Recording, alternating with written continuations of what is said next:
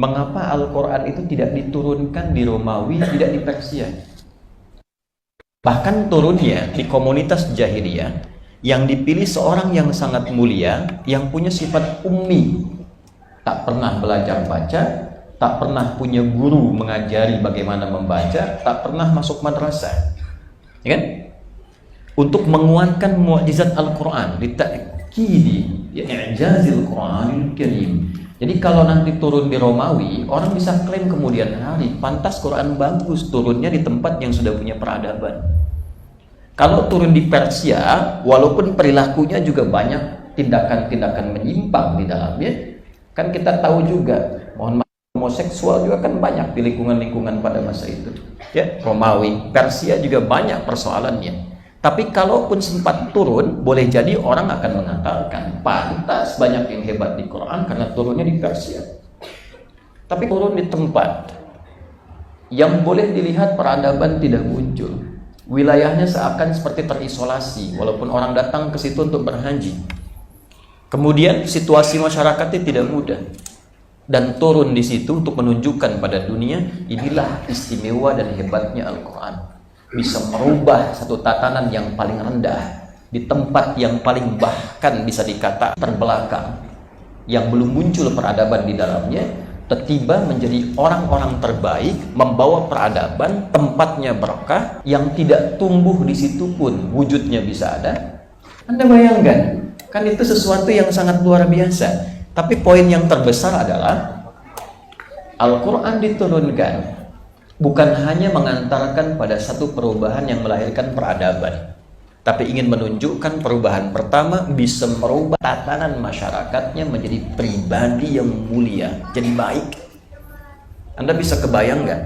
Sosok yang tadinya keras, memusuhi Nabi sampai ingin membunuhnya, terlibat banyak dalam persoalan minuman keras, sering tantangin orang untuk berduel, itu takluk hanya mendengar awalnya 2 huruf Toha, terhujam pada jiwa itu.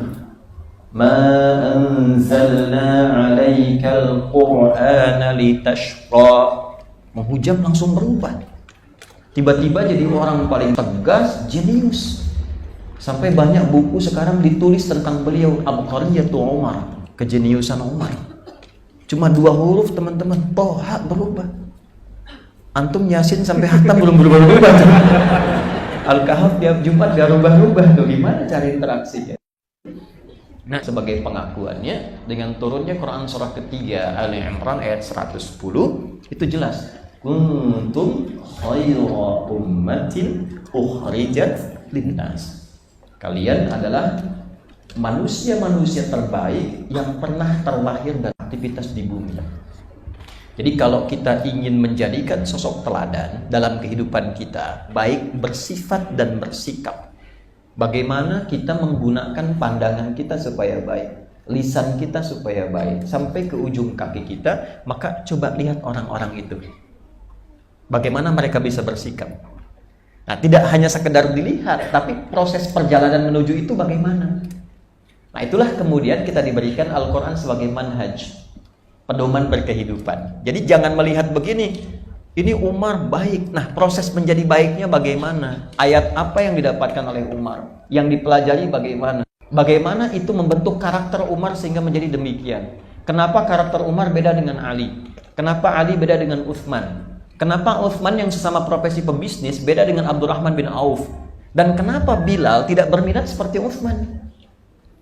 Allahu Akbar, Allahu Akbar. Begitu selesai Nabi komen. Ya, kan rumusnya gampang. Kalau Nabi komen tinggal likes and subscribe. Tak perlu dikomen lagi kan? Ya, kata Nabi, saya mendengar kama qala, telapak langkah kaki di surga. Tuh. Bilal langsung ambil kesimpulan, saya adzan aja udah ada di surga, jaminan Nabi. Ngapain saya ke Utsman? Ya, tapi bukan berarti tidak istimewa. Utsman istimewa. Beliau mengambil satu kegiatan yang lain. Di ilmu sudah ada Ali, di harta sudah ada Utsman, Abdurrahman bin Auf, di kedudukan ada Abu Bakar, ada Umar. Ya, sudah 3 diambil. Kedudukan, ada harta, ada ilmu, sisa tenaga. Saya pakai tenaga. Maka digunakan tenaga itu untuk ibadah pada dunia secukupnya, itulah zuhud. Ya, maka digunakan tenaga itu untuk dipilih. Saya makan, yang penting saya hidup, menghilangkan lapar. Saya minum untuk menghilangkan haus, berpakaian menutup aurat, tinggal tunggu meninggal. Apa yang saya gunakan tenaga saya? Saya gunakan aja untuk bisa adzan di masjid. Kalau dikeluarkan itu ayatnya, keluarkan hadisnya, jadi fikih marbot. Bangga berdinas di masjid itu.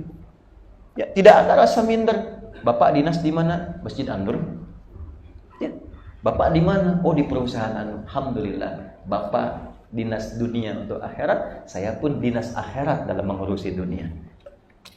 Pernah dengar Bilal iri sama hartanya Utsman? Tidak ada.